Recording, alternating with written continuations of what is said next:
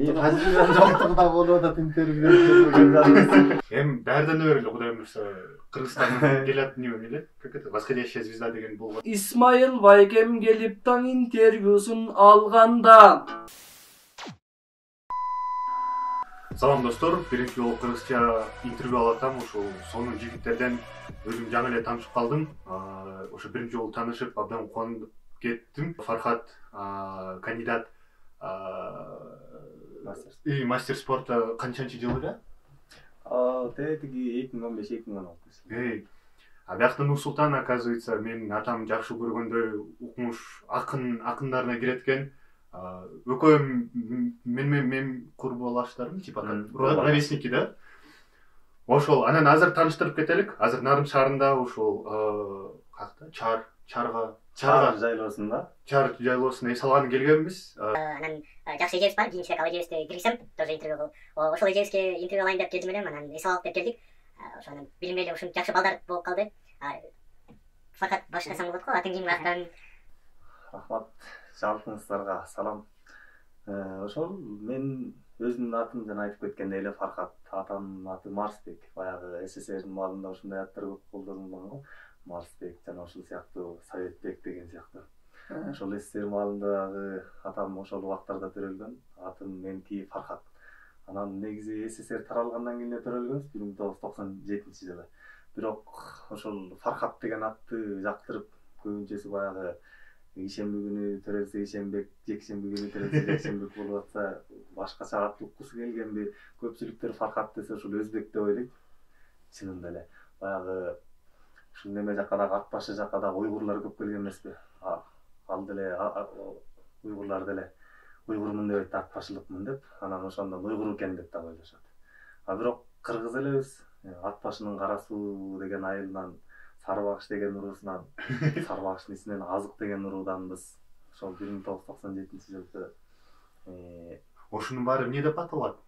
Могул ата бабамды билген ушул Санжыра. Ошол жак Житатамды айта келгенбиз.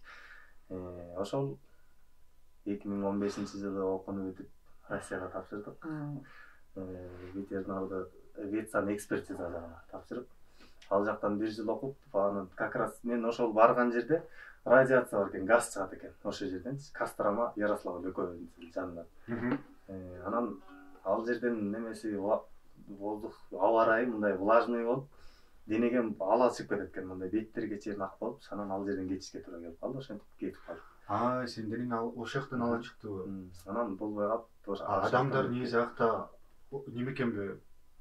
Күн керек экен мындайчы. Ала мен түшүндүрүп кетейин, это орусча кандай деп Витилиго. Витилиго мындай денеге ак болуп чыккан, недавно модельди көргөм, жанагы дүйнөлүк биринчи модель болуптур. Витилиго менен ооруган деп ушундай чыгарган. Ошо Майкл Джексон дагы ооруган. Майкл Джексон дагы. Өтө улуу көкө жеңи жок. Атабызда ушундай оору менен жеңи жок атабызда. Жеңи жок да өтө улуу көкө. Ошол дагы ооруп, ошону дагы мындай жугуштуу оору экен деп эсептеп, аны дагы айылдан жаш кезинде ушундай айдашкан экен байларчы. Анан көчүп жүрүп ошентип айылып кеткен ал кишичи. Ошол бар. Анан жакпай калып ошондон 2016-жылы 1 жыл окугандан кийин Кыргызстанга Кыргыз Улуттук агрардык университетине которуп келип, ошол жактан окуп, буюрса быйыл бүттүк, дипломду алдык. Азамат жакшы. Андан тышкары мастер спортду айттың да? Эмне малек болосуң? Мастер спорт бул кичирээк кезден баштап эле ошо спортко неме мындай кызыгуу бар да. Баягы Нарында өзү эле ошол Дагестандык сыяктуу болчу. Же бандит болуш керек, же спортсмен болуш керек, слабыйраак болуп калсаң, окумуштуу болуп кетесиң деген сыяктуу түшүнүк көбүрөөк болуп калган да бул Нарынгачы. Бул немеге. Анан ошол 4-чү, 5-чи, 6-чы класстарды күрөш, эркин күрөш менен машыктык. Ал жактан Миша агай машыктыруучубуз болчу. Азыркы чемпион Улук Жолдошбековдор менен чогуу машыгып жүрдүк. Алар кийинчерээк жакшы немелерди көргөзүп, результаттарды көргөзүп орго кетишти. Андан кийин кайсы бир себептерден 8-9 класста неметип катышып жүрүп, андан кийин токтоп калды. Андан кийин грэплинг деп жанагы рукопашный бой деп ошого катыштык. Рукопашный. Сен ал кезекте өкүмө бири-бириңерди таанып эмессиңер. Бир шаарда жашап. Бир район эле болуп калат. Район. Бир районда. Анан Анизи мындай айыл боюнча там кичинекей эле да бири-бириңерди тааныйсыңар да. Ортобуз 3 айыл. Алысыбыз. Түшүнүк. Бирок азыр бири-бириңер менен көрүшүп турасыңар. Ооба. Дайыма эле. Курбалдаш досбуз да. Достук. Силерден тышкары да балдар бар, э? Көп го. Жакшы. Шерине кылып, согулуп. Шерине?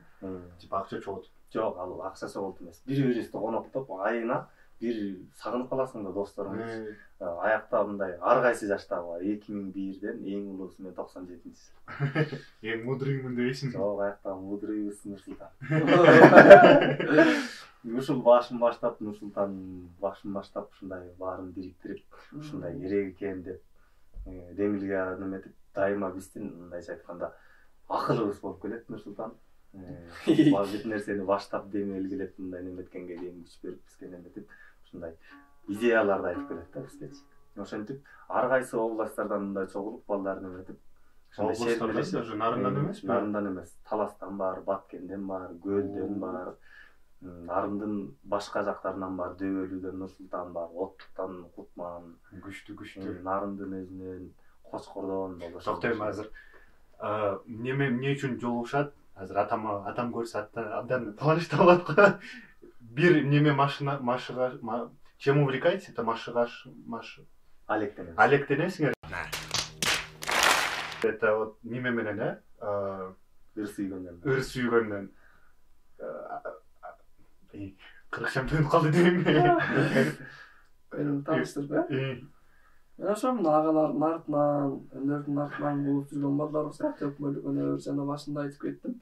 Төкмөлүк өнөр казак менен кыргызга берилген, жараткандан берген белек. Төкмакындык импровизация деген бул мурда арабтарда болгон, түрктөрдө болгон, Дагестанда болгон, Чеченде болгон, көп улуттарда болгон. Бирок бара-бара жанагындай бири-бири менен сиңишип отуруп бул өнөр жок болуп кеткен. Казак менен кыргызда сакталып калган өнөр. Кыргыздар төкмакын дейт, казактар айтыскер акын деп айтат. Кандай? Айтыскер акын деп. Биз айтыш десек, казак айтыс деп сактаган го. Эки улуттун өнөрү да. 2014-жылы ЮНЕСКОга кирген төкмакындык бул импровизация деп ордунан сууруп салмакын дейт го казактар. Бизде төкмакын деп ошо ордунан ыр токуп, жамактап кетүү бул өзүнчө бир чеберчилик. Эмне үчүн ЮНЕСКОга кирди? Эми бул өзгөчө өнөр да. Мисалы үчүн Манас кыргыздарда болсо, бул эки өнөр казак менен кыргызда бар да. Өзгөчөлүгү болгон үчүн кирди болуш керек Фархат байке. Анткени татаал өнөр, албетте. Сен мисалы үчүн мен кара сөз түрүндө сүйлөсөм, сиз да кара сөз түрүндө сөзүңүз чектелип калып, бальким орусча деле чектелип калышы мүмкүн. Өтө көкө уулу деп айтып кетти, Токтогул атабыз, Калыга атабыз, Осмонгул атабыз, Жеңижого атабыз, канчалаган төкмакындар өткөн. Таластан баштап ал убакта автоунаа жок, Аксыга жеткенге чейин куш учуп бараткан куштун канатын ошака жеткенге чейин сүрөттө ырдап бериптир да, төгүп. Не деген ал билимдүүлүк жатат, мисалы үчүн. Азыр Токтогулдун ырларынан биз азыркы мисалы үчүн зымгарагай болот, чайнек болот деген бир олуялык касиет бар го байке. Ушул заманды көрүп айтканда, кагасы жок кат жетер дейт. Азыркы биздин WhatsApp'та айткан ошол мезгилде эле ошондой бир касиетке эгедер болгон. Бизде бирок андай касиет жок, бирок жанагындай төкмөлүк биздики бара-бара биздики жоюлбайт. Анткени алар төкмакындардын саны көп, биз жана башында айтып кеткендей чогулган акындар көп. Анткени бул үйрөнүп алса болот. Мисалы үчүн ырчылыктуу үнүңдү жасап, үйрөнүп кетсең болот. Актёрчулукту өздөштүрүп кетсең болот. Төкмакын это должно быть. Төкмакын атанын каны, эненин сүтү менен келет. Бул атанын каны, эненин сүтү менен келет. Бул жараткандын берген белеги. Мун төкмакындык өнөр бул ошо ордунан биринчи сапты амансыңбы агайын, амандашып алайын, алдыңарга келгенде алты ос сөздү табайын десем, мисалы үчүн биринчи сапты айтып келатып, экинчи сапты ойлонушуң керек, экинчини айтып келатып, үчүнчүнү даярдап турушуң керек, үчүнчүнү айтып атып, төртүнчүнү дайындап туруш керек да. Бул жоопкерчиликтүү жана бир оор. Анан жанагындай жараткандан берген, жана ар бир адамга бере бербейт го.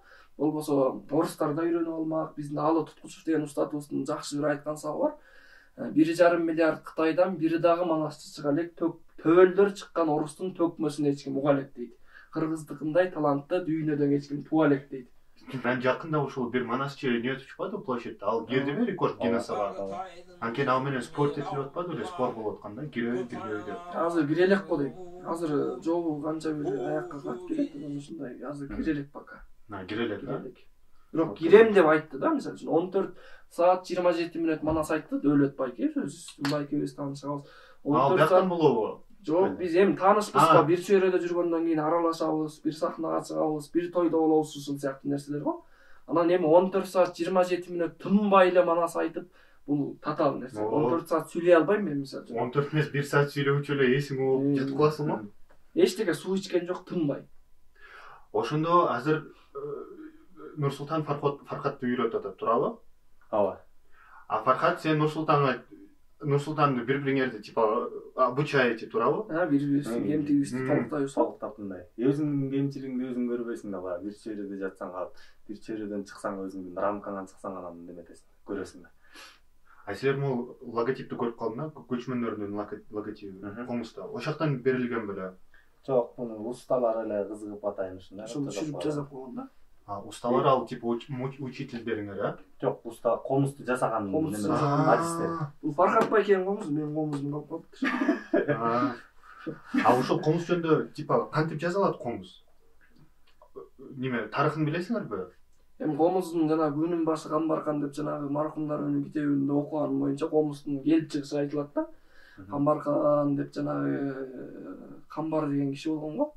Угуп жүрөсүз го. Китептен окуганым бар ошондой. Илгерки бир ал качанкы бир заманда ошондой болуптур. Анан бул комуздун келип чыгышы бул байыркытан бери келген комуз го. Анан Камбар деген киши келип бир хандын кызын сүйүп алат да. Хан бирок ал эми жупуну жашаган ырчы, андайга мен кызымды бербейм дейт да. Анан кыз экөө ээрчишип тоого кетип, тоого жашап, анан кыз короче боюнда болуп, бала төрө эме тиги төрөттөн кайтыш болуп кетет. Анан аялын көнүп өзү жалгыз токойдон эми айылына бара албайт да экен. Ошо токойдо жүрсө бир дын деген ушул сыяктуу үн угулат да. Каяктан чыгып атат, таппайт, айланасын баары таппайт. Анан бир күндөрдө табат. Караса баягы бакка илинип калган мындай узун ичеги дейт да. Маймылдын ичеги экен ал.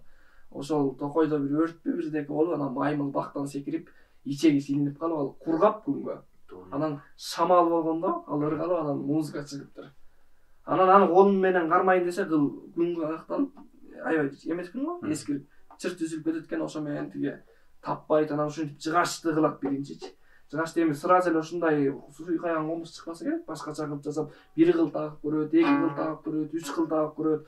Анан ошентип комуз деген бир мен ушагын унутуп атам, комуз деген бир эме бар го, уус деп. Жок, бир анын чечмелениши бар байке. Ошол китептен кайра карап чыгыш керек да. Ошондон Уус баягы неме уста коом деген сыяктуу болчу. Ошондой деп дагы чечмелеп, мунун чечмелениши өтө көп. Көп типа слово общества. Речь общества. Уус деген уста болуп калат, ремесло. Жасаган. Түшүнүк. Коом это түшүнүктүү. Бул кара жыгачтан жазылган турабы? Жок, өрүктөн. Өрүктөн. Эң жакшы комуз өрүктөн чабылат экен да. Биз комуз чертебиз, казактар домбура чертет. Казактарды билесиз да. Биз комуз чертсек алар ушундай чертет да. Азыр жаман ужасный суроо берем. Кайсы жакта жаштар неме деп ойлойсуңар? Казактарда күчтүүрөкпү же биздики күчтүүрөкпү? Айтыштабы? Жок, негизи. Могу өсүп келаткан азыр жаштар болуп атпайбы? Мисалы, өзүмдүн оюмду айтып кетейин. Азыркы учурда бизде жашта аябай чоң проблема болуп атат. Бул мындайча айтканда, необразованность болуп атат бизде аябай. Ошол бизге образование жетпей атат да. Мисалы мен өзүмдү кескести өзүм неме сезем да, аябай маңкуртчу, анткени кыргызча нормально толук сүйлөй албайм, орусча түшүнөм. Анан азыр өзүм максат койгом, адабият тилин үйрөнөйүн деп. Анан ошо үйрөнүп аргайч региондорго барганда көйгөйлөр менен бетме-бет таанышасың, анан ошондо аябай көп проблема чыгат. Анан ойлонуп калам, ошо биздин жаштар аябай слабый болуш керек деп. Анан бир четинен карасаң, силерге окшогон жаштарды көрүп алып жаман сүйүнөсүң да. Анткени, вы продвигаете общество дегендей, развиваете дальше. Сен как демелгөй кылып ушул чогултуп баарын ушундай болсо жакшы болот дейт. Анан оюңар боюнча азыр жаштар кайсы абалда турат? уруксат болсо. Баягы кайсы өлкөнүн келечегин көргүң келсе, жаштарын кара дейт эмеспи? Жаштар кандай болсо, ал өлкөнүн келечеги ошондой болот. Баягы биздики көбүнчөсү мындай, орусча айтканда скромный да. Мындай монтип мен деп төш кагып чыгып неметип мактанып, колунан келсе келбесе дагы немете берди. А бирок бизде деген көрөнгө жок эмес, жок калган эмес, бар таланттар бар. Аябай мыкты деңгээлде дүйнөнү багындырып аткан жаштарыбыз бар. Сонун байкелерибиз бар, инилерибиз бар.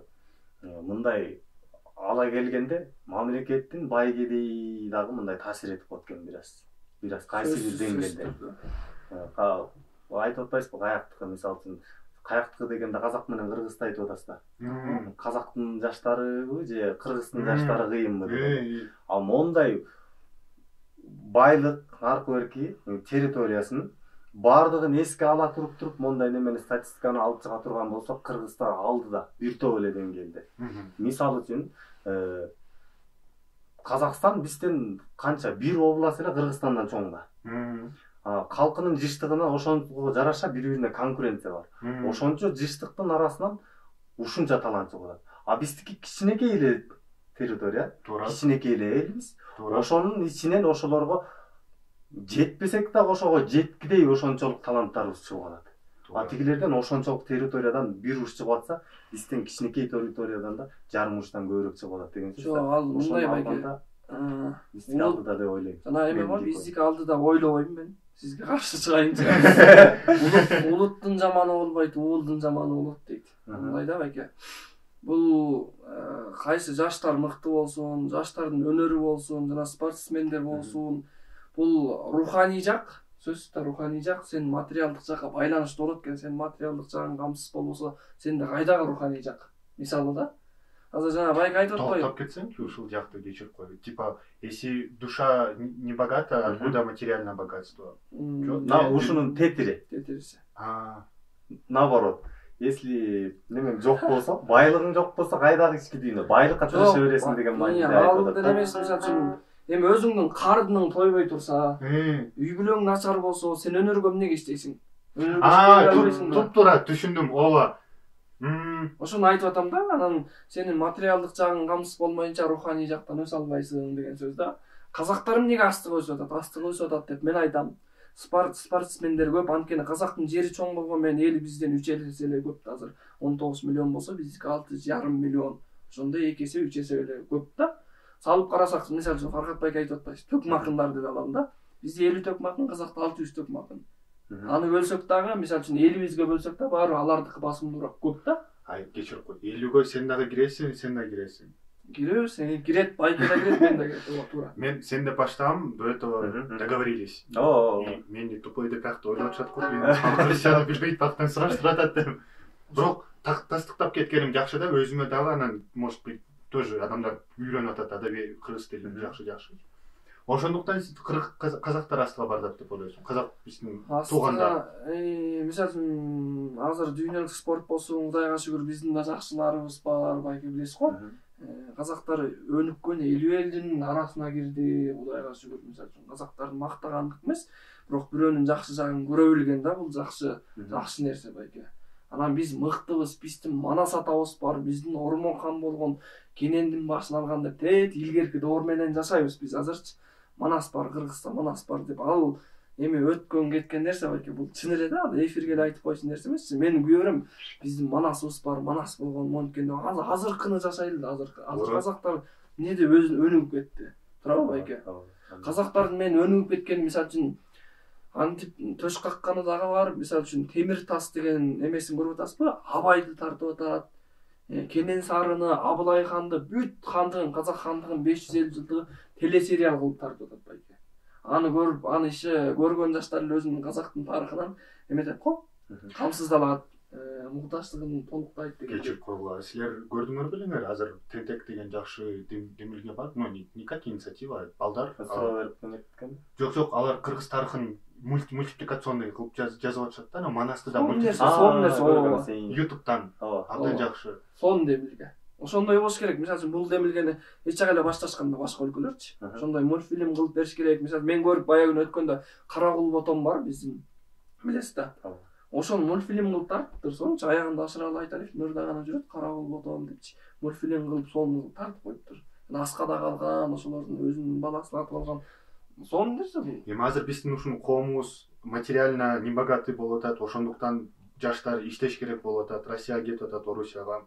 Анан ошондуктан алар өзүнүн руханий жагын өстүрө албай жатышат да. Ооба. Анан эмне кылыш керек азыр? Биздин мисалы, биздин как это правителям, что вы можете сказать нашим правителям? Вот азыр эгерде силер бетме-бет ушул жолугуп калсаңар, бир депутат менен же ошол эле ИО президент менен жолугуп калсаңар, же ушул выбор болуп атпайбы? Ошол жолугуп калсаңар эмне деп айтат элеңер, кайсы сунуш берет элеңер?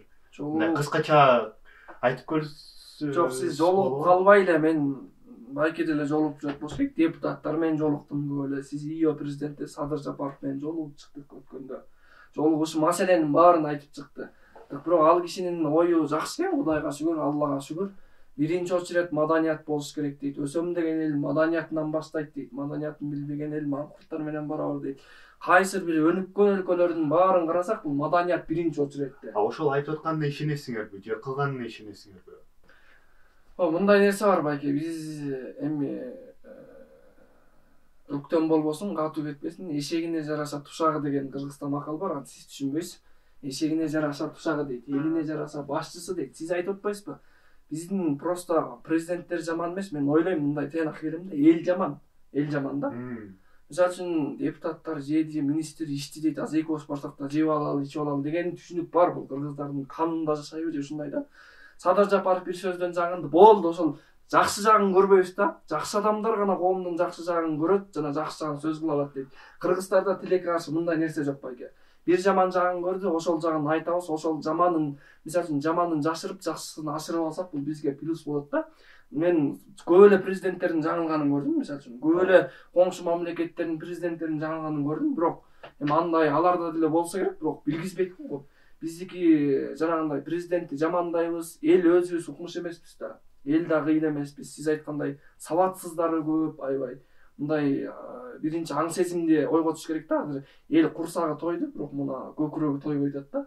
Руханий жак тойбой атат. Ошондуктан ошолорду өстүрсөк, жаңылбас жак, мүдүрүлбөс туяк болбойт дейт. Жаңылат, оңолот түзөлөт, бара-бара көч түзөлөт. Ушундай болот. Рахмат. Кандай Биз деле ошого кошулабыз, ошондой эле Биз деле ошол эле. Баягы кандай баягы исламда деле айтылат эмес, коом кандай болсо ошого жараша эме берилет. Падыша берилет. Ал биздин арабыздан эле чыгып атат. Асмандан түшүп калган жок. Анда ошондуктан биринчи азыр коомду өзгөртүш керек, туурабы? Коом. Аң сезимди өзгөртүш керек. Адам неметсе, өзүн тарбиялап, өнүгүүнү өзүбүздөн башташыбыз керек да. Кандай сунуш бериш? Мисалы, мени жаштар көрөт, анан ошол жаштар кандай сунуш бере аласыңар? Бош отурбаш керек. Жалпоо болбош керек. Ошол. Убакыт текке кетип атат. Убакыт бизге берилген бул мындай чоң байлык да. Канча бир убакыт жашайбыз, аны өзүбүз да билбейбиз канча экенин. Ошол убакыттын ичинде мондай жакшылап жашабаш керек да, аныгып мондай тиги жактан алып, мындан алып, жакшысын алып, керек болсо тарыхта калышым керек деген максат менен ошондой жашап алыш керек да. Андай жок болсо, анда тойгонго кылып канагат торпокто жанын багалап деп Алы Туткучев айтып атпайбы? Тойгуп курсагың тойгонго эле мындай болду деп эле жашап жүрө бербей, издениш керек. Спорт менен мисалы үчүн дененин акысын берип, денеңди чыңдашың керек. Шалбырап жүрө бербей, баягы ички сөз өнөрүңдү, тилиңди баягы сөз кадырың, өз кадырың дейт эмеспи? Сөзүңдү да жакшылап, өлчүтүп алып, бардык жактан ар тараптуу болуш керек. Бир тараптуу болуп, баягы рамка өзүңө коюп алып. Жаштарга эмне айтасыз? Ошол жалпоо болбош керек. Издениш керек. Ошол эле бош убакытты. Мен да ошондой айтам, байке туура айтат. Азыр жашыбыз дагы, каарыбыз дагы, алпыбыз дагы, кичинекейибиз дагы эмне менен алекпиз? Саясат менен алекпиз, ушак менен алекпиз, интрига менен алекпиз да. Эмнеге өзүбүз, мисалы үчүн саясатты сүйлөбөй, эки адамдын башы бириксе саясатты сүйлөйбүз да. Бул негизи сиздер билсеңиз керек, эң артта калган жана начар кедей жашаган өлкөдө саясат маданияттан биринчи сөз кылынат экен да. Биздики азыр ошондой өлкөдө 4 адамдын башы бириктирсе саясат сүйлөнөт да. Биз демек ушакты токтотушубуз керек, биринин артын бири чукмайды токтотуш керек. анан ошондой сөнүгөбүз, өзүбүздүн жан дүйнөгө төңкүрүш жасаш керек. Жан дүйнөгө революция жасаш керек. Тебрин көрөлжөн сүйүнүп атам. Чынын айтсам, келатып, бияка келатып, неметкен эмесмин да, өзүмө бир максат койгом. Нарынга келатканда максат койгом. Тренингден тышкары, медиа сапаттуулук тренингден тышкары бирөөдөн алып интервью алыш керек, бирок кимден алам, ошо мына эжебиз менен тааныштык элек, эжеден алам го, андан тышкарыда бир баладан алам деп, анан ал бала менен что-то бомбай калып, демек Кудай силерди жөнөтөйм го, ошону жаңы сүйүнүп атам да.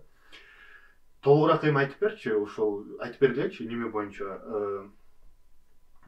Кыргызстарда ушул кыргыз адам негизи эмне менен алек болуш керек биринчи орунда, силер кандай ойлойсуңар? Анан кимди биринчи орунга коюш керек? Көп айтат го азыр, энени коюш керек деп. Анан аябай дайыма көрүп калам то, что өзүмдө аябай укмуш энени алдыга кое турган адам эмесмин, просто айтат го жанагы неменен сүйлөгөнүн ук, кылганын ал не дейт? Молдонун айтканын ук, кылганын кылба дейт. Молдо билет. Ошо дайыма ошол молдо эмес, даже жөнөкөй адамдар туруп алып, там көчөдө байкелер айтат, ай, там кыргызча билбейсиң деп урушат. Анын ордуна келип мени мотивация кылбайбы? Кел кыргызча үйрөнөлүк деп. Ошондо меники наоборот мотивация болот да. Анан калп эле үйрөтө бербей, калп эле там уруша бербей, ошондой эле эне боюнча тоже айтышат да, энеңди сүй, жакшы мамиле кыл, анан ал адамды карасаң өзү туруп алып урушат мамасын. Что-то аябай кирип кеттим да, тема углублен да. Ошо суроого кайта келгенде, адамга эң биринчи эмне болуш керек деп ойлойсуңар? Сен айтасың. Сизден кийин айтып атпайм. Баягы ар бир нерсенин өзүнүн максаты болот эмеспи? Эмне бир нерсе үчүн жаралат да, ар бир неме өзүнүн немесин, өзүнө берилген ишти так аткарыш керек, жакшы аткарыш керек. Мисалы үчүн, бар го, балта менен устара. Балта бакты кыят, устара болсо бир нерсени кырат. Балта, мен балтамын, мен устарадан кыйынмын дебеш керек да. Мен баарын билем, сен устара жөн эле жаралгансың деп. Балта кылган нерсени устара кыла албайт, бирок устара кылган нерсени балта кыла албайт. Ар биринин өзүнүн орду бар да. Баардыгы курулай жаралган эмес. Өзүмдүн ордумду табам бул дүйнөдө. Эмне кылыш керек ан үчүн? Сиз мисалы үчүн окуп атасыз. Окуңузду неметип, эмнеге кызыгып атасыз. Ошол тарапты өздөштүрүш керек да. Калып кетпеш керек да. Эмнеге кызыгасың? Тигини алып, муну алып, баардыгы жөнүндө мындай кеңири маалымат топтоп өзүң үчүн. Мисалы үчүн жакшы го, жанагы кандай айтылат, мен азыр эсимден чыгып кетти. Баягы бирөө менен сүйлөшсөң, мисалы үчүнчү, сөзүң чектелип калбаш керек да. Мисалы үчүн акынга жолуктуң. Акын менен акынча сүйлөшүш керек да. Жанында болсо неме бар деп коелу. Сиз журналистсиз. Журналистика жөнүндө биздин кеңири маалымат болуш керек. Анткени сөз токтоп калбаш керек. Бири-бириң менен мондай диалог болуш керек да. Бири-бирибизди үйрөтүп, толуктап. Жок, сүйлөшкөнгө айтканга сөзүң бар болуш керек. Бизде кайдан кандай жакшы атым мындай, ошол менен сөз токтойт. Жакшы болуп калабыз. Тереңдеп кире албайбыз. Тереңдеп эчтекемебиз жок, бер жагынан калып калабыз. Ар бир адам негизи баалуу, баарын мындай баалап билиш керек. Негизи жан Кудай дагы мындай шарапаттуу кылып жаратып атпайбы адамды, кемчиликсиз депчи.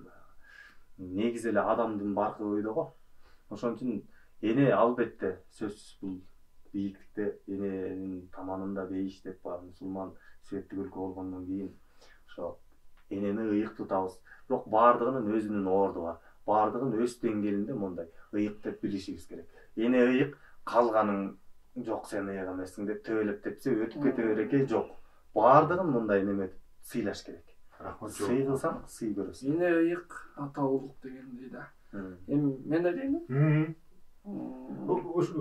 Суроо эле ой келсе айтып бергиле.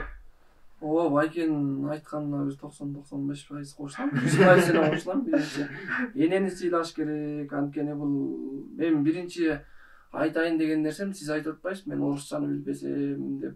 Мисалы мен деле сиз кыргызча билбесеңиз, мен орусча, мисалы англисче билбешим мүмкүн да. Мен бирок бул эч кимден кемчилик издебейм, бирөө урушса да өзүмдөн кемчилик издейм. Анткени бул тагдыр деген нерсе бар го, тагдырым ушундай экен, тагдырым ушундай орус элде туулгам, мен тагдырыма Кыргызстанда туулгам деп мен капа болбойм, ошон үчүн орусча билбейм деп үйрөнүп өздөштүрүп кетүү бул менин милдетим, жеке адамдык, жеке жарандык милдетим. Анткени бул тагдырды мен ойлойм, жараткан баарыбызды жаратканда баарыбызга бир окшош эле тагдыр берет. Анын жакшы кылып кетиш дагы, жаман кылып кетиш дагы өзүңдүн колуңдагы нерсе. Анткени Конфуцийдин бир жакшы сөзү бар экен да.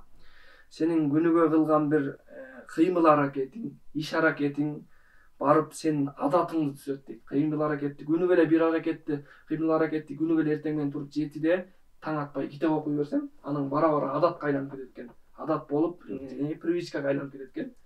Адатың бара-бара барып эмнеге айланып кетет? Мүнөзгө айланып кетет экен. Сен мүнөз орусча эмне дейт? Поведение.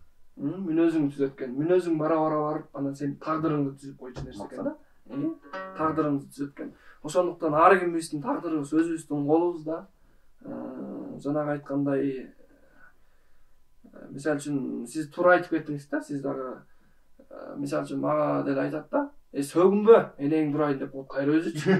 Ушундай болгондо биздин эле байкелерден сөгүнбөчү, энең турайын дейт. Кайра өзү сөгүнүп койду да, өзү деле билбейт. Бирок эми адам ошон үчүн өзгөрүүнү өзүнөн башташ керек.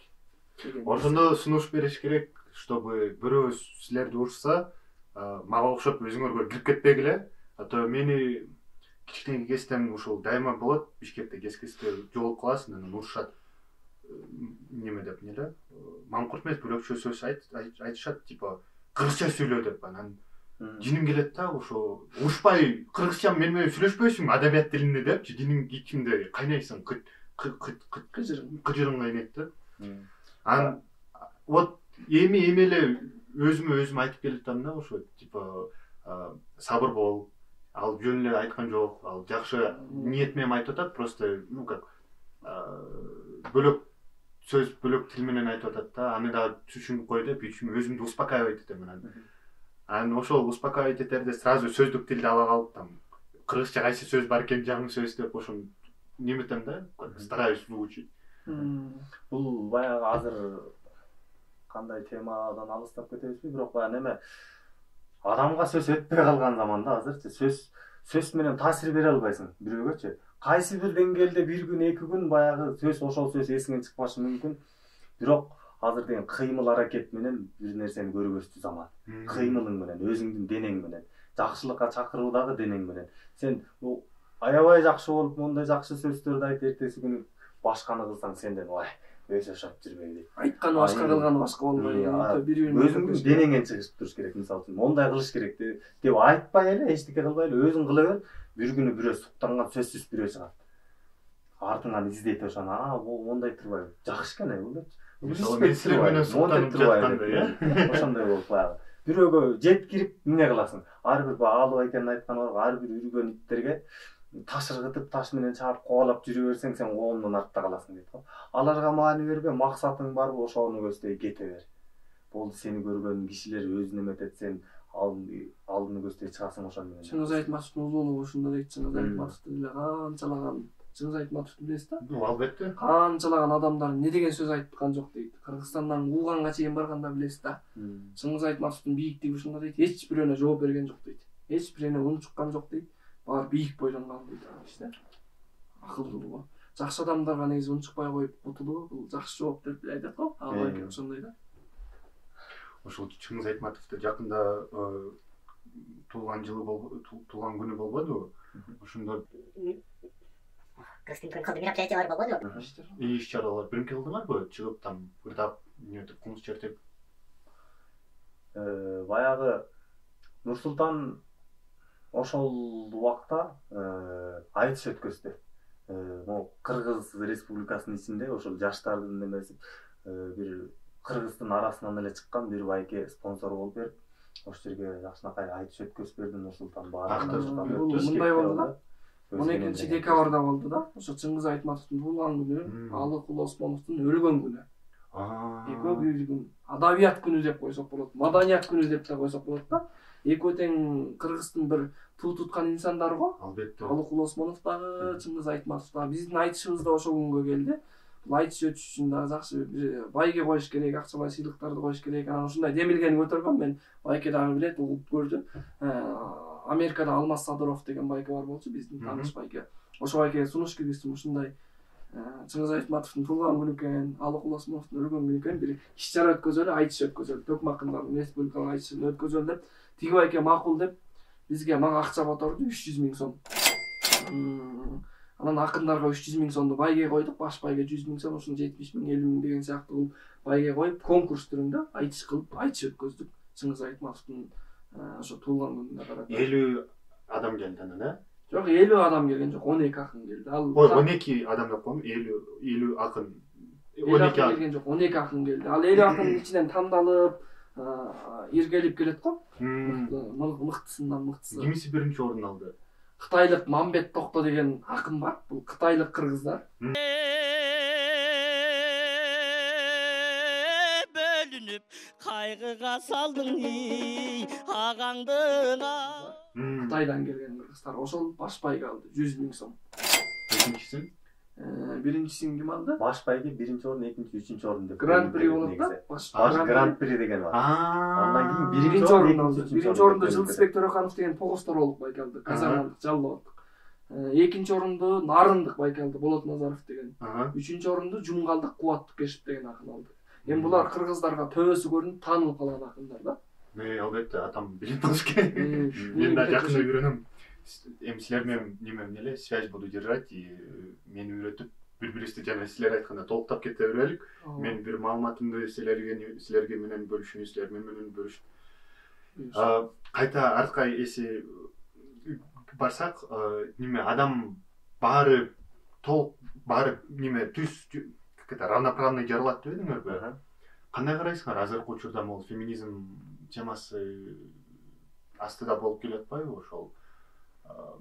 Мындайча айтканда, феминизм бул аялдардын укугун колдоо деген да, коргоо деген. Анан ар бир адам баарыбыз теңбиз деген да. Анан бул как биринчи караса аялдар дагы, эркектер да баары биз теңбиз деген мааниде, бирок чындап карап келгенде бул феминизм, фемин деген сөздөн, как женский аял деген сөздөн жаралып, ошол аялдарга укук берүү, аялдарды колдоо, аялдарга жардам эмес, аялдарга могу эркек патриархальный обществодон, коомдон аялга да орун берүү деген да, чтобы равноправный болуш үчүн. Ошол кандай көз караш бар? Эми бул деген жана ашыкча болуп кеткен нерселер бар го, аялдарды кул катары көргөн, аялдардын укугу тебеленген учурлар, аялдар көп зорлонгон учурлар болот го. Ошого жараша аялдардын укугун коргогон бул туура чечим. Анткени аялдар бул эне да, эне келечектеги эне. Анткени бул байке айткандай аалы туткуч статусунун жакшы сөзү бар. Бул мамлекеттин башчысы болобу, президент болобу, хан болобу, акын болобу, жазуучу болобу, анын баары эненин колунан тапталып чыгат. Бул эне бул университет балдарын таалим алганга дейт. Анткени атасы тышта үй бүлөсүн багыш үчүн жумушта болот экен, эртең менен кетет, кечинде кетет, эртең менен баласы уктап аткан болот, кечинде келсе баласы уктап аткан болот. Анан күндүзгү кечке эмне болот? Эненин колунда болот. Эне кандай билимдүү болсо балдарына билимдүү тарбия берет. Эне негизи баланын кандай жетилип, кандай даражада өсүп өнүгүүсүнө бул эненин салымы зор. Анткени кыргыздын бир дагы улуулугу бар байке, биз айтыш деп айттык го, ушу теманы өзүбүз төкмө акын болгондон кийин ушу теманын айланасында көп сүйлөшкөн жакшы да. Бул казактардын төкмө акындарына кыздардан чыккан акын аябай көп. Кыздар айтыша берет буларда. Бизде эми чыгып келатат. Себеби дегенде кыргыздардан деле акындар чыгыптыр, бирок айтышка чыгарчу эмес экен. Анткени аялдын орду үйдө. Эркек менен аял эч убакта айтышкан эмес, эркектин баркы жогору деп. Азыр батыштан келген ар кандай бизге жакшы жагы да келип атат, бирок көбүнчө жаман жагы да келип атат. Тең укуктуулук деп аша чапкандык болот. Мисалы үчүн азыр Казакстанга келди бул закон. Мен казактын айлыктарын көп угат экен дебеңиз. Эме маалым болуп турам өзүнчү. Мен тайынем казак, ошондуктан көп эметип турам да. Жакынмын ошол жака. Бул Казакстанга мындай закон келди. Булар да таң калчу экен, батышта гана бар, Европа өлкөлөрүндө бар дечкен. Азыр сен балаңды эгер урушуп, тилдеп койсоң, балаң ыйласа, бирөө видеого тартып алып берсе, сен балаңды сенден алып коет, урушуп койсоң. Балаңды уруша албайсың. Аялыңды урушуп койсоң, Казакстанга ушул закон кириптир байке. Бул эртең бизге да кирет да, булай буюрса. Буюрса да бизге да кирчү закон да. Ал жаман дейсиңерби же жакшы дейсиңерби? Өтө жаман. Менин оюмча. Эми мисалы үчүн аялдын орду бөлөк, эркектин орду бөлөк болуш керек. Бул мусулманчылыкта, динде да бул жакшы берилген нерсе да. Аял үйдө отуруп өзүнүн милдетин аткарыш керек. Мисалы чубак ажыны сиз билсеңиздер керек. Эркекти эркек кылган ошо аял дейт го. Мисалы үчүн аялдын жакшы сөзү, аялдын жакшы мамилеси, ысык чайы, ысык тамагы, ысык төшөгү эркекти эркек кылып турат го негизичи. Анан азыр тең укуктуулук, аял азыр эркектер менен кошо жарашып сөз сүйлөйт, эркектер менен десе ме дейт. Мисалы үчүнчү бизге минус жагы бар негизичи бул жагы.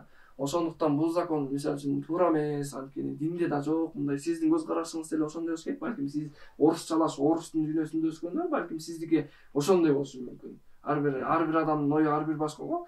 Бирок эми сиз эле балаңыз мисалы үчүн заңсыз бир законго сыйбаган бир нерсе кылды да, сиздин балаңыз барды бир уят нерсе кылып атат да. Сиз балаңызды уруша албайсыз да. Кетчи ары десет да, сиздичи. Кетчи ары десе, эмне дейсиз, жиндемесиз да. Уруштуңуз. Анан өзүңүздүн каныңыздан чыккан баланы бирөө Фархат байке тартып алып эле тияка алып барып, балаңызды алып кетип калды. Сизге карматпайт. Бунун жакшы жагы бар деп ойлойсузбу? Мен толуктап айтып кетейин. Баягы толуктап дебедим. Мен өзүмдүн оюмду айтып кетейин. Окарга эч качан калып эмеспиз баягы. Эненин орду башка, аял заттын орду вообще мындай башка да. Бул аял эркек мындай тең укуктуу деп айта албайм менчи. Аял кылган оокатты эркек кыла албайт. Ошондой болот. Кыла албайт. Төрөй аласызбы? Төрөй албайсыз. Төрөгөндө деген айтылат го, баягы канча бир сөөгүн канча бирге бөлүнүп кеткендей ушунчалык оор немени сезет денеси менен. Төрөй аласызбы? Төрөй албайсыз. Күнүнө тамак жасап, мондай иштерди кылып, кечке ушундай неметип жүрө аласызбы? Аялдын иши көзгө көрүнбөшү мүмкүн. Бирок аябай чоң түйшүктү алып жүрөт булар дагычы. Аял жакшы, эр жакшы дейт эмеспи? Аялың жакшы болсо баягы эр жакшы болот. Аялды дагы жакшы кылган баягы немесин мамилесине жараша дебедимби? Канчалык жакшы мамиле кыла турган болсоң, аял ошончону эки эсе кылып берет. Мисалы үчүн, эркек алып келген ырыскы, картошка, пияз, продукты алып кел, ал эшиктин алдына чейин өтөт, төргө өтпөйт аял болмоюнча. Ал алып келген тамагыңды алып келип, тамак жасап берет, столуңдун үстүн жайнатып берет. Аялың жок болсо, аялдын орду ошон үчүн өйдө. Эркектен өйдө дебейм. Эркектей болуп баягы аялдар иштеши мүмкүн, бирок ал үчүн жаралган эмес. Баягы кирпич неметип, ташки түртүп, ал үчүн жаралган эмес аял. Аял деген эркектин алдында, эркектин колунда, алаканында эркелеп жүрүш үчүн жаралган. Балакатка жеткичекте атасына эркелейт, балакатка жетип мындай күйөөгө тийгенден кийин күйөөсүн эркелейт. Күйөөсүн эркелеп, күйөөсү жакшы болсо, күйөөсүн немесин жаманын жашырып, жакшысын ашырат. Бир окуя болгон экен.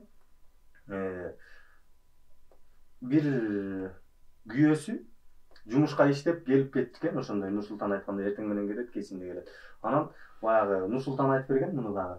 Баягы баласы акча сураса эле, барбай атаң чөнтөгүнөн алчы деп айтышкен. Атаңдын чөнтөгүнөн алчы депчи. Анан барып атасынын чөнтөгүнөн барып аңтарса акча бар баягы, мо чөнтөгүнөн дейт да. Барып алат, кетет. Анан ал акча каяктан келет? Ал акчаны апасы салып койчу экен ошол жерге. Апасы эркек атасын жакшы көргөзтүрүш үчүн ошондой кылган. Ошону менен атасынын балдары жакшы көрүп, атабыз демек бизди багып аткан турбайбы. Атасы болсо апасын мындай жакшылап өпөлөп, болгон нерсесин таап келип берип, болгон акчасын тияка берип, ал туура мындайдан таратып, ушундай мындайча айтканда синхронность болгон да баары менен мындай. Сааттын немеси сыяктуу, сааттын бир немеси, механический сааттын бир цепочкасы, звеносу жок боло турган болсо, саат иштебейт. Ошол сыяктуу баары менен тыгыз мамиледе болгон да. Андай болбой турган болсо, анда оюм ичине башка экен, бирок могу мисалы ойлойм, андай закон керек деп, андай укук, как это, закон неме болот?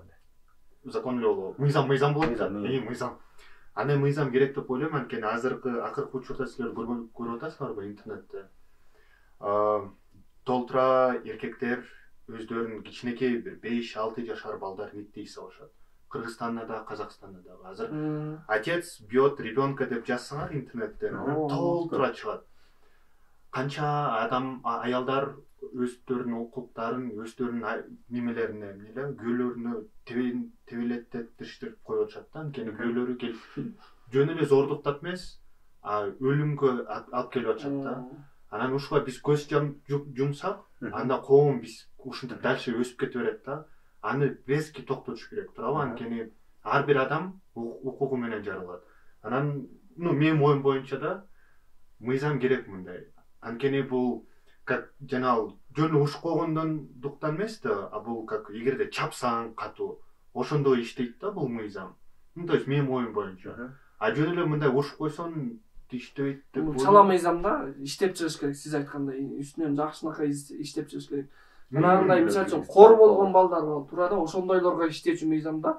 Анан сиздин балаңыз таза эле сизди укпай атса, кичине чапканда анын этин көгөртүп же этин оорутпайт. Эми биз ошо мисалы үчүн Фархат байке деле ошондой тарбияны алып өскөндө биз ата энебиз урушту, бирок бизге жаман минусу болгон жок.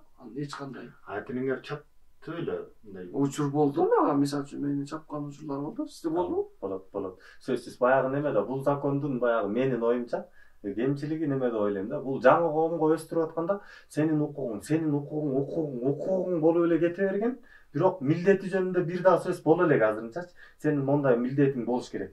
Мондай болуш керек. Жанагы арылар бар го. Арылар. Ошол немеге мамлекетке бардыгы бир максат менен. Тиги немеге эни арыга кызмат кылып ошон менен иштешет да. Ошондой максат болуш керек негизи. Негизи кыргыздарда, мусулмандарда дагы мындай нерсе болгон эмес. Бул уруп сабоо айтылган могул чыканак денеден үзүлбөй турган деңгээлде чапса болот деген. Мисалы деңгээл мындай эле да. Мындай. Моундан үзүлбөш керек. Моундай болуп кетсе уже бул жарабайт деп, арам деп сезилген бул исламда. Негизи кыргыздарда да мындай катуу айткан, ачка коюп койгон. Ошол сыяктуу мындай немелерди андай катуу неметип тепкилеп ден соолугуна зыян болот. Башка чапкан эмес эч качан. Башка чапка деп адамды эмес, жылкыны башка чапка деген. Бирок мындайдай кыргыздар бир мындай сиздерде деле болду, сиздерде болгон жокпу билбейм. Азыр деле болот да. Атасы жумушта иштеп жүрөт да. Анан апасы урушат, балдар тентектик кылат, бейбаштык кылат. Атаң келтат, атаң урушат, атаң укпасын деген сөз го. Бул өзүнүн чоң мааниси бар да, чоң тарбиялык мааниси бар да. Атасы ал баланы келип чапкан жок, тепкен жок, урушкан жок. Эненин дагы бул мыктылыгы да. Атаң келтат, атасын арыстан көргөзөт да. Балдар ошондон уважение, балдар да ошондон сескенип турат. Атасы келсе кадимкидей мындай эме болот го, үйдө тартип болот, коркот. Атаң келтат, атаң урушат, атаң көрбөсүн, атаң айтпайлы деп ушундай болуп турат го. Бул илгертен бери кыргыздарга калыптанып калган нерсе. Жанагындай заң, закон, бизче закон заң деп которулат байке. Мыйзам эмес, мыйзам башка го дейм. Заң деп которулат. Салам достор, мен азыр бул закон деген сөздү интернеттен эл сөздүктөн карасам тилекке каршы заң деген сөздү тапкан жокмун. Мыйзам деп эле жазылып турат. Силер кандай ойлойсуңар, кайсынысы туура, мыйзамбы же заңбы? Ошону комментарийга жазып койсоңор абдан кубанычта болот элем, анткени туура сөздү билгени биз оң деп ойлойм. Мен китептен окуган жана көөнө сөз болуп кеткен го. Алай эле сөздөр бар. Мисалы үчүн запас деген сөздүн кыргызчасын азыр сиз эмес Фархат байке деле билбейт болуш керек. Билесизби? Эсимен чыгат негизи. Запас деген бизче кор деп которулат. Мисалы үчүн алтындын кору мынча тонна алтындын кору калды деп унутуп кеткен сөздөр толтура го. Жанагы мыйзам туура сиз айтканда туура да, баласын сабап таза эле сабап атат, жанагындай андайларга мисалы үчүн башкача чара колдонуш керек. Туптур ошол закон ошондойлорго иштеш керек.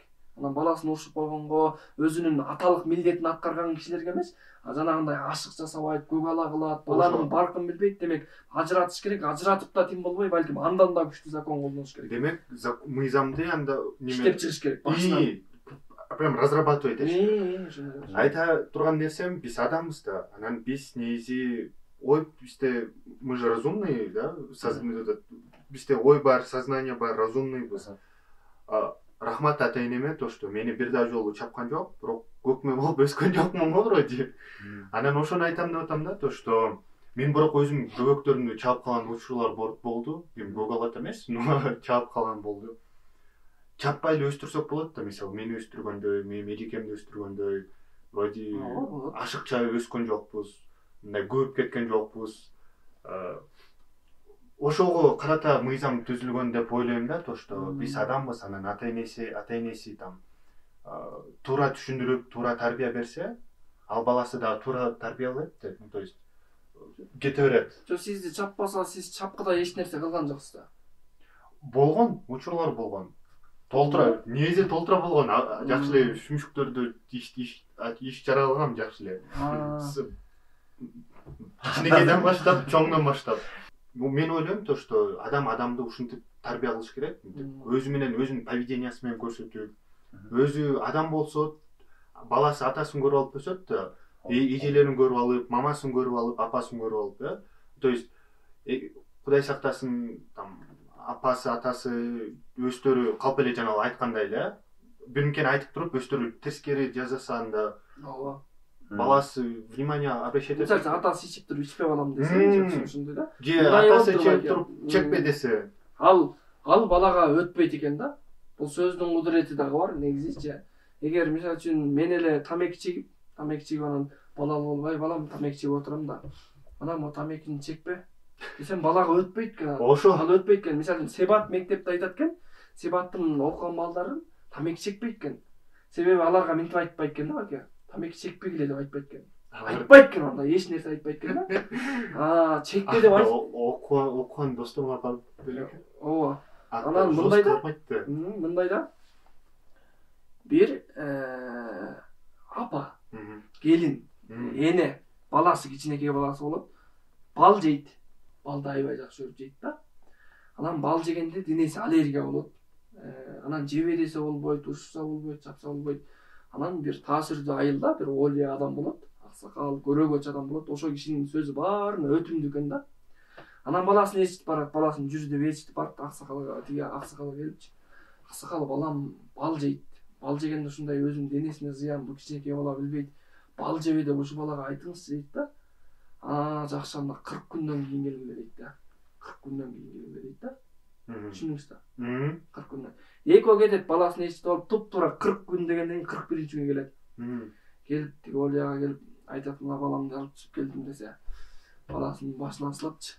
Башынан сылап, балам бал жебей жүр дейт экен да. Анан кете бергиле дейт экен да. Тиги аял жини келет экен да.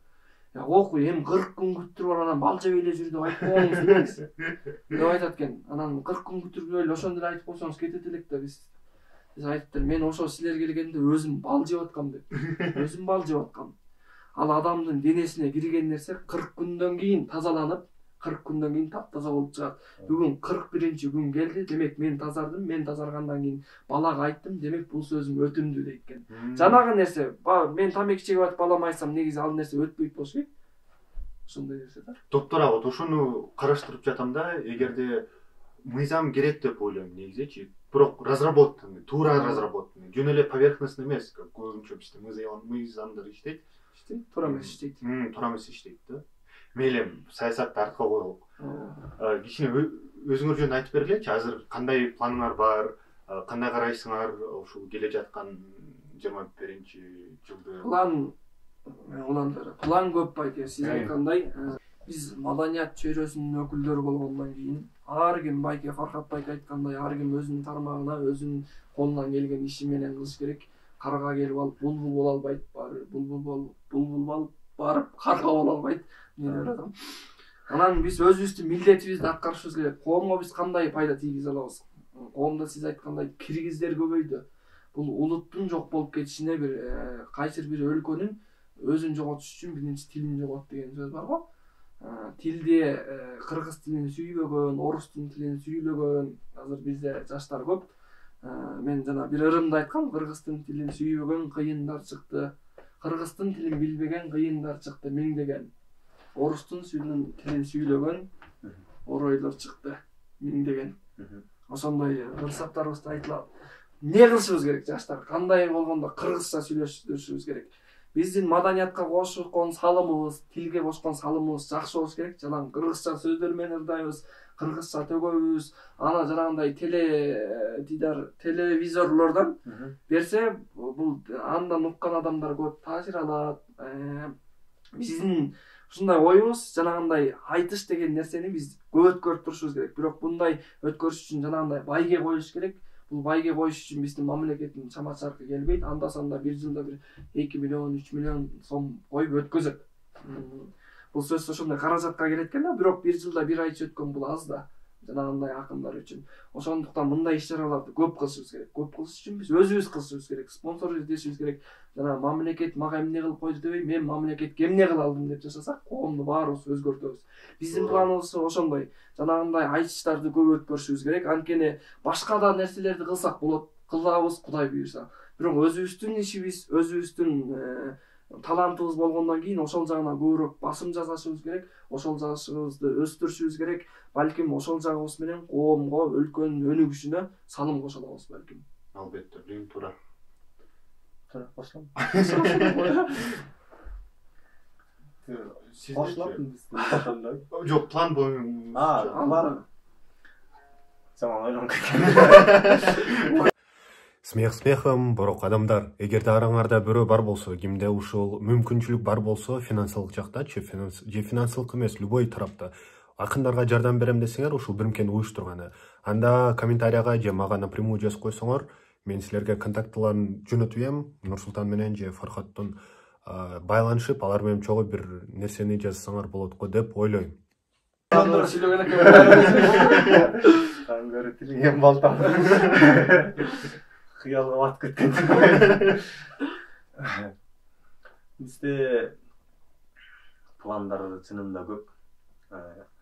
Баягы мамлекет мага эмне кылып койду дебей, мамлекетке мен эмне кыла алам деп колуман эмне келе алат, кандай кылсам мен утулбайм, эмне болуп баягы жашоом пайдасыз өтүп калат дебей, эмне кылсам пайдалуу өтөт, эмне кылып өзгөрүү болот.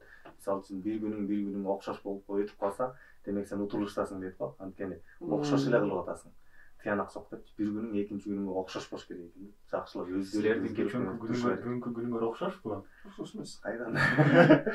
Окшош күндөр болот. Окшош күндөр болот негизи, бирок чөгүп кетесиң, бир жумалап чыкпай каласың чөккөндөн да. Ар сама төкмакындар башкача байке. Башкача. Жан дүйнө башкача да, бирок чындыгында. Катуу сөз неметип калсак, сөздүн түпкүр маанисин билген киши көбүрөөк таарынат экен. Бир нерсе деп койсо, мисалы үчүн бир катуураак сөз айтып койсо, баягы маңкурт деген сөз, мындайча айтканда, бул аябай катуу сөз. Мен ошого теңеп салдыбы депчи. Ит десечи, ит деп кээ бирөө мындай ушундай оосу жаман адамдар болот эмеспи? Айтса, ит каякта, адам каякта? Ошону түшүнүп алып, мен ит деп атам. Бирок мен таң калам да Фархатбай. Ушакка сөзүңүздү бөлөйүнбү? Ит дейт, эне турайын, ит деп урушат го, биз эми улуу сөздө уят жок дейт. Ит деп урушат. Бирок мен ушуну санап берип койгум келет да. Адамбыз байкебиз. Ит да. Анан итти алабыз да, адамды алабыз да. Азыр биздин президентибиз болду, досун сатып кетти, көрдүңүз да. Ооба. Толтур адамдын арасында бир ит кылбаган иштер бар. Агаранда иттин кылган иштери ит эч убакта өзүнүн эгизин сатпайт экен. Бул бир жакшы иши да. Тиги алыскы жерден келсең да, эң алдыңан чыгып тосуп чыккан бул итиң болот экен. Жаман ит сөгүн көргөзбөйт дейт, өлүгүн көргөзбөйт деген бар го. Жакшы ит өлүгүн көргөзбөйт дейт. Ит эгер өлсө, көбүнчө мен деле көрдүм. Эшиктин алдынан үйдөн качып чыгып дейт, алыста өлүп кетет. Иттин жакшы жактары бар экен да, демек. Адамга караганда ит деген сөзгө ошон үчүн терикпешибиз керек. Азыр адамдар андан да ашып кетти дейсиң. Төмөн деңгээлге түшүп кеттиң. Бардыгы андай эмес го. Жакшы, бирок ошондой санап берип коюш керек да байке. Ооба. Албетте баягы бар эмеспи. Таза жерден чаң сора берген пылесос болбой деп алып туткучтар айтат эмеспи? Андай болбой, ар качан жакшысын алыш керек. Негизи бирок ошол таарынчагыбыздын немеси, сөздүн маанисин неметип алып, ошого салыштырып алып эле өзүңдүн мындай немелериңден каталарыңан жаза баскандарыңан эле өзүң таарына. Силер депрессия болдуңу билем. Ну как депрессия деп азыр айтып коюшат, негизи туура эмес сөз. Мындайча айтканда өзүңөргө, ну как гип дебедиңерби? Чөгүп кетесиңер. Ошондой күндөр кантип чыгасыңар ошондой күндөр? Мен ырзазам көбүнчө. Ырзазам. Ошол байке ошондой айтпачы. Мен поэзия бар го. Төкмакындык эмес, куштун эки канатындай дейбиз. Экөөнү катар эле алып келет окшойбуз. Биз деле жазып келатабыз, төгүп келатабыз, анан укмуш жазбасак деле бирок мындай ыр жазганда мен азыр отуруп эле жазсаң болот, жазып берем. Сиз мону жаз деңиз, отуруп жазып берем. 1 саатта 5-10 куплет ыр жазып берем. Бирок жүрөктөн чыккан ыр жүрөккө жетет дейт го. Мен көбүнчө ырды мындай жазам да. Жана сиз айткандай депрессия болгондо, кайгырганда, анан кубанганда жазам. Билем да. Жанагы эки нерседен көп жазам да. поэттер неметет го, атайын алыс жака кетип туруп, өздөрүнүн ушундай бир чоң кеткендей абалга жеткизип туруп, анан поэзияны кылат турбайбы? Ну как ушундай жакын окканмын да. Ана силер да ошондой сыяктуу же сен эле Фархат бөлөкчө чөңгөндө, ар кандай чөккөндө мындай өзүңдүн ичиңде калып кала тургандай бир нерсе болгондо өзгөчө бир нерсе боло турганда анан ошону мындай айткым келет да. Баягы кыргыздар негизи эле ушундай жашмун, кыргыздардын негизи эле мындай тартынчаак келет да. Болгон сырындагы, ыйындагы баардыгын ошо ыр менен айтып келген да. Ыр менен айткан, ошол жазып, төгүп айтып. Ошондуктан ошол болгон ичибиздеги нерсени мондай кээде бетке айта албай калабыз, ошондо ыр менен жеткирип, акырын мындай сылдык сыпагын жеткирип. Мисал менен болсун, мен бир куплет өзүм ырман окуп берейинби? Албетте. Музыка кетти. Турум коюш барды. Бул эмет болсо балкыман эмет болсо.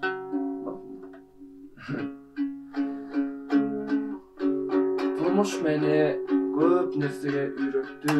Жакшы адамдар жан дүйнөмдү гүлдөттү. Капа кылып кайбир кезде жамандар, каран түндө карайлатты, сүрүдөттү. Кайгы капа чынжырына байлады. Чече аламбы, чече албаймбы кайраны. Көрсө жашоо мен күткөндөй жок экен, көксөгөндөр көп турбайбы пайданы. Аста басып күлүп жүрүп жайнады, ичимдеги күйүт ташып кайнады. Мен эч кимге эч жамандык каалабайм, бийик болсун арулуктун байрагы. Досторум көп аргым болду жайнады, баары бирдей кучактарын жайбады. Калп күлүшөт жайдаңдашып жанымда, жаз гүлүндөй соолуп калар жайдагы. Досту таптым догурунган кайдагы, мага бербес керек кезде пайданы. Кыран бүркүт досторум бар деп жүрсөм, дос кылыпмын каркылдаган карганы. Күлүп мени караган сыйт айдагы, күтөт деймин кубанычтын майрамы. Мен ишенем жакшы адамдар өтө көп, гүлгө айлансын күйүтүмдүн майданы. Баракелде. Жаман сөз билин деген бирок ичте толгон сезимди ошо бир сөз менен чыгара аласың го дейм. Ошо кубанычта болгон сөз сезимди. Ошондо азыркы келе жаткан жылга планыңар өзүңөрдү өстүрүү биринчи, анан коомго жардам берүү, туурабы? Буюрса. Иш боюнчачы кандай ойлойсуңар? Жаза окууну бүтө элекмин мен. Канчанчы? 3-курс. 3-курс. Кайсы университетте? КГУда, Бишкек гуманитардык университетинде. Таныстырбай кеттим. Ошо, по-моему, өтүп кеттик, резко эле кечип Филология койгон. факультетинде окуйм. Мугалимдик кесибим. Канча жаштасың, кайсы? Мен азыр 2000-жылы туулгам. Ушул Нар район Дөөлү деген айыл бар, жана Кутман Садыбакасовдун жакшы ыры бар. Аскасын аппак кар жапкан, адырын аркар чаңдаткан деген сабак бар ошол. Ошондой айылда туулгам, Дөөлү деген айыл бар. Салкын Төр деген жерлер көп ырларда айтылып калат го. Ошол жерде туулгам. Нарындан 17 километр алыс райондон аралыкта турат. Ошол жакта туулуп өстүм. 2000-жылы туулдум. Ошол мектептин 11-класты аяктадым. Акындар мектеби Айтышкер классы, Айтыш коомдук фонду деген бар. Ал жака барып, небир залкарлардын колун деле кармап калдык го. Өтүп кетти Элмирбек Иманалиев, Кыргыз Республикасынын эл артисти, азыркы Абалы Туткучев, Баян Акматов. Ошол акындардын колун кармап, оозунан сабагын алып, колунан сабагын алып, оозунан жамагын алдык. Өзүбүз мен мугалимдик кесипти жакшы көрөм, адабиятчы, тилчи болсом деп ошо филология факультетине тапшыргам. Журналист болсом болот. Өзүм буюрса 2 жылдан кийин чечип анан бир жагына буюрса болуп кетебиз. Эми төкмөлүк менен катар алып кетчү нерсе го.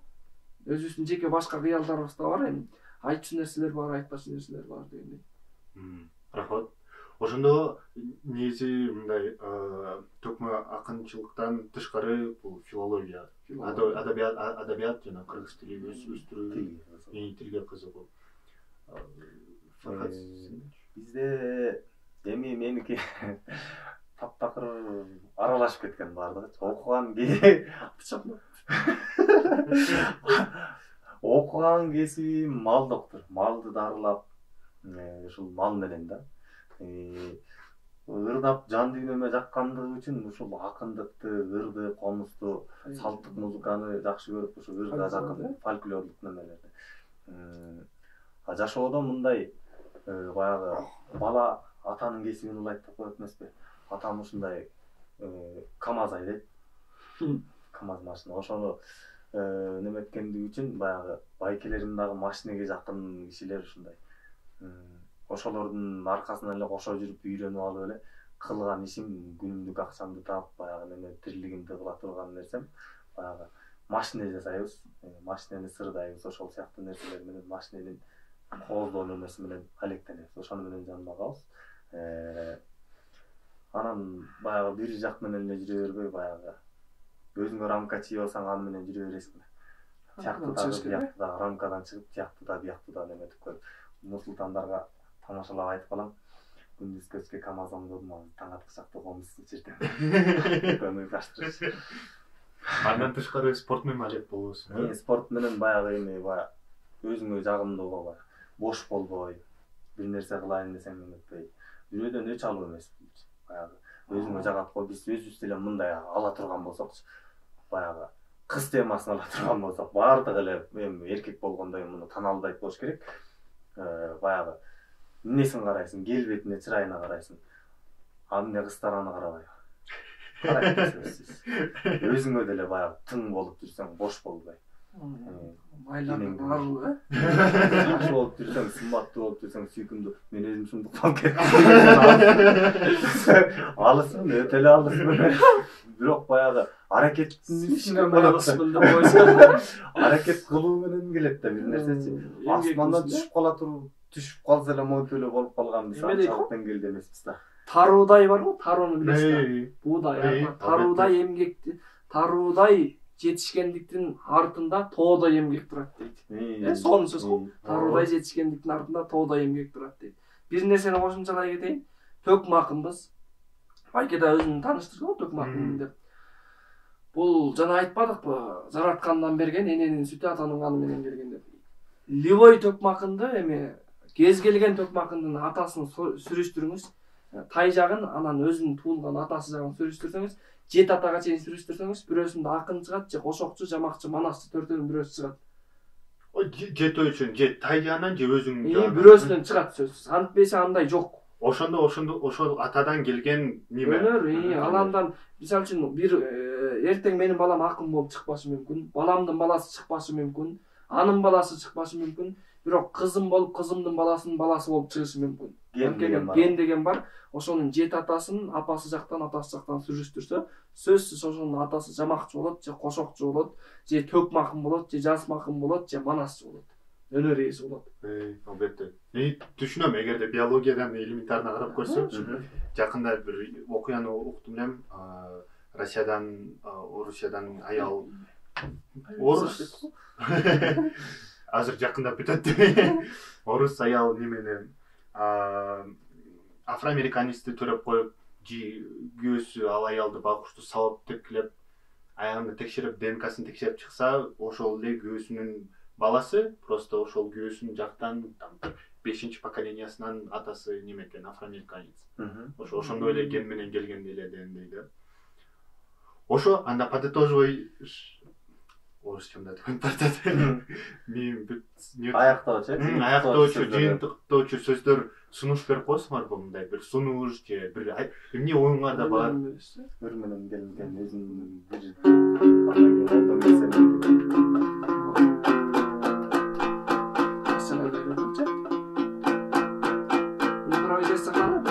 албетте.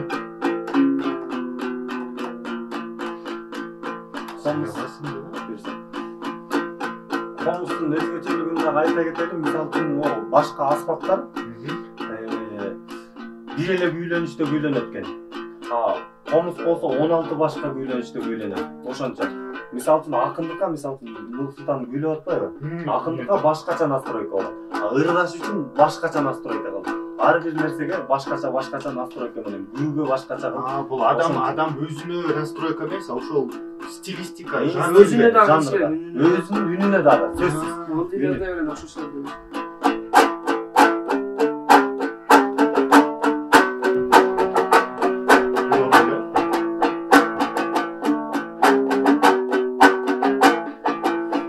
Нелер болбойт жарга жалганда, батпайбыз талай арманга. Кубанып калдым мен дагы Исмайыл Байкем келип таң интервьюсун алганда. Интервью алып Байкем дем күч берди дой балдарга. Өнөрдү сүйгөн жандарга мен ыр менен бүгүн амандашып кетейин. Андан башка нетейин, колго комуз алганда бийиктиктерге жетейин. Далай кепти сүйлөштүк, далай жактың үндөштүк, ал жагындагы сезейин. Жаман сөз айтып нетейин, төкмөлүк деген төкмөлүк. Адамдар келет өскөрүп, агайын журтум көз көрүп. Мына менин дагы Байекем, көрдүң окшойт текшерип. Ошондуктан ырдаймын, жатсаң эгер эп келип. Москванын жеринен келген экен Байекем, Кыргызстанга бет келип. Ошондуктан мынакей кыргызча мына сөздөрдү үйрөнүп жаткан турбайбы? Кыргызча далай сөздөрдү сүйлөнүп жаткан турбайбы? Бишкек мына жеринде күн көрүп жаткан турбайбы? Кыргызчанын үйрөнүп түрлөнүп жаткан турбайбы? Ошондуктан биз дагы кыргызча төгүп ырдайлы. Кагылайын дой Байекем, тарта көрбө муңгайга, тарта көрбө кургайга. Ушундай жерге келгенден ачыгын айтып ырдайлы. Кыргыздарга ырдайлы, киргиздерди сындайлы. Айланайын кыргызым, өсөлү да сынбайлы. Темирге мыкты какпайлы, тартпайлы мына наккайга. Тулпардын оозун чаппайлы. Ошондуктан айтарым, акындын белин баспайлы. Жаман жолду баспайлы, жаман кырдың ашпайлы. Ар бирибиз ушинтип айтар сөздү тактайлы. Өнүгүш үчүн өлкөбүз калкым өзүбүздөн баштайлы.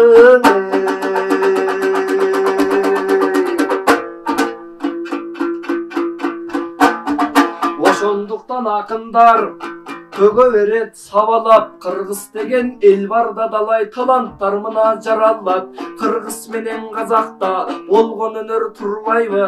Ошондуктан Байеке болтуруп бүгүн ырдайлы. Эмиң элимде болсун ынтымак, жеримде болсун ынтымак. Курбу курдаш катарлаш, теңимде болсун ынтымак. Менде болсун ынтымак. Исмайыл Байкем ойлонсом, сенде болсун ынтымак. Ана тоолуң ак калпак элде болсун ынтымак. Сатылбасын чет элге, калсын деймин мекенге. Кенде болсун ынтымак. Ынтымак мына бар жерде ушундай жакшы ыр чыгат. Ынтымак мына жок жерден ортобустан чыр чыгат.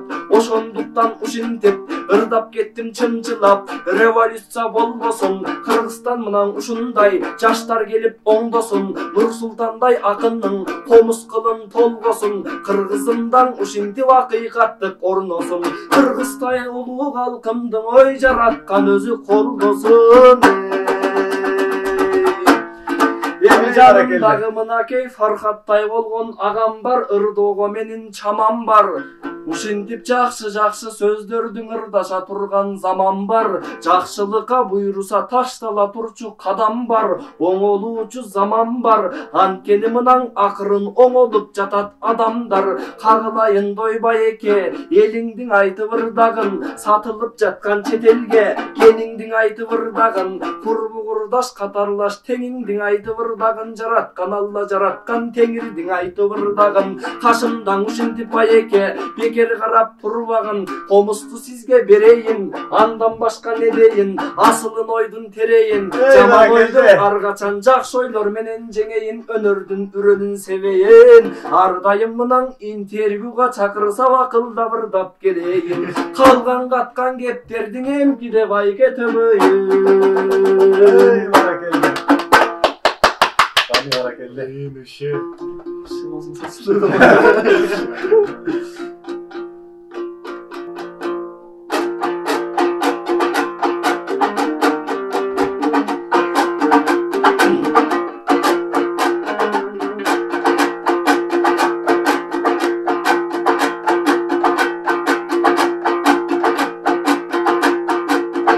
Жамандык деген жамандык, Нур-Султан аны кектейбиз. Жамандыкка жол салбай жамандыкты тепсейбиз. Нур-Султан төгүп кеткенде артынан Мукемдин мына беттейбиз. Нурсултан жамандың айттың растан, Нурсултан аны да биз да кектейбиз. Мен дагы аракет кылып кетейин, бирок Нурсултанга жетпейбиз.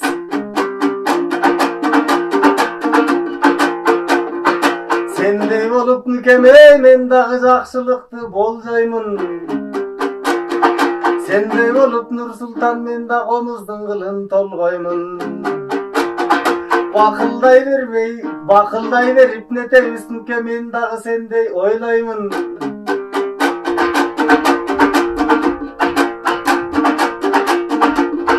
Жанамынан айткандай мен дагы комуздун кылын толгодум. Sen ayttың көп нерсе жакпайт экен, мен андай балким болбодум. Акын биз дале боло элекпиз, бирок жамакчы мына болгонум. Анан мына болбой экен, феминисти көп айтат, ушул жактан сандеме болгонум.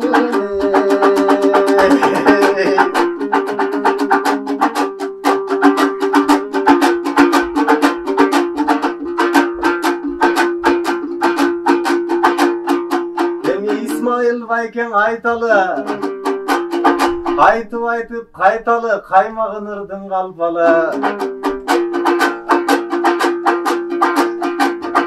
Сурасаңыз байекең ар качанда турабыз мында булактап. Темадан байке ушинтип кетпейли чыңырактап. Ушинтип келип жаш балдардан интервью алганыңызга рахмат. Мен de öyle Farhat Bayken mına keygan tivırım bütürböyt. Жаштар деген ушундай өнүгөт, кайра бүтүрлөйт. Бирок баарын майдалап байкең айттыңыз, бул байкем азыр күкүмдөйт. Анан интервью алганыңан рахмат деп, ырларың кантип рахмат менен бүтүрбөйт. Байкеме спасибо деп айтпасаң кыргызчаны түшүнбөйт. Эми сөзүмдүн ушул аягың айтылбай калды, жамагың ушуну менен мынакей уруксат берсе баралы, жылдыздай күйүп жаналы. Аткарылды бул жерде Байекемдин талабы, анткениндин себеби коомубуз азыр бузулду. Жылуусу кетип сызгалып, жайы кетип кышкалып, Бишкек дагы бузулду, көк түтүнгөн ышталып. Ошондуктан айтарым, өнүксүн мына Кыргызстан. Өлкөгө берсек биз жарык берсек мынакей өлкөмдө жанат бүт жарык. Биринчи жарык ыйманың калбасын деймин кыскарып, экинчи жарык сабырың кетпесин жүрөк муздалып, үчүнчүсүн угуп тур, үчүнчү жарык үмүт нур, үмүтүң жансаз балбылдап жаркырап жанат бүт жарык. Өлкөмө салым кошолу калкымдан кубат күч талып, өзүбүздү мындай кой, өнүккөн өлкө Кыргыз деп өзге элдер турсун суктанып.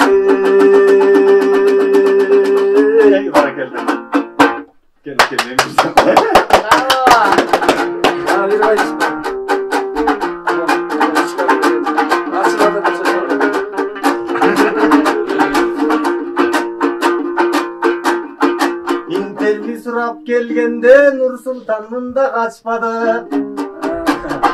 Акындыкты жакшылап мынакей мында тактадык. Ой, сени спасибо дей берме, буйрса Исмаил байкем үйрөнөт.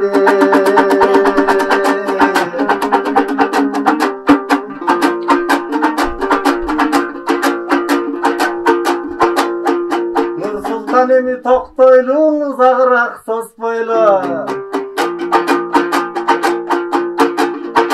Жакшылык ар качан жамандыкты кошпойлу. Ой, тимелең алы болуп кеткенсип, Нүкебай жаман ишти кошпойлу. бир кайрып жаман ишти байеке кошкон деле жерим жок, жаман сөздү бул жерден айткан деле кебим жок. Ырдап турам алдымча курбу курдаш теңим жок. Фаре Исмайылдай байкемде үйрөнөт деп айттыңыз, комуз кылын тарттыңыз. Анткенимдин себеби Исмайыл байкем күн көрөт, обонду салат түрлөнөт. Биз менен жүрсө байкем кыргызчаны дой үйрөнөт. Анткенин орусчаны курутат.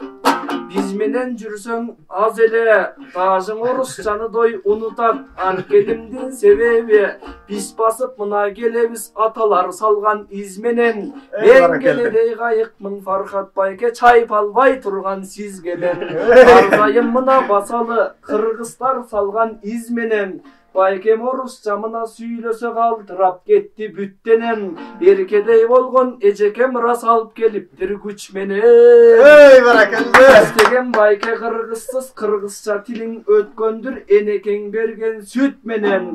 Нукура кыргыз болуп чыгасың байке, бир айча жүрсөң биз менен. Эй, баракалла.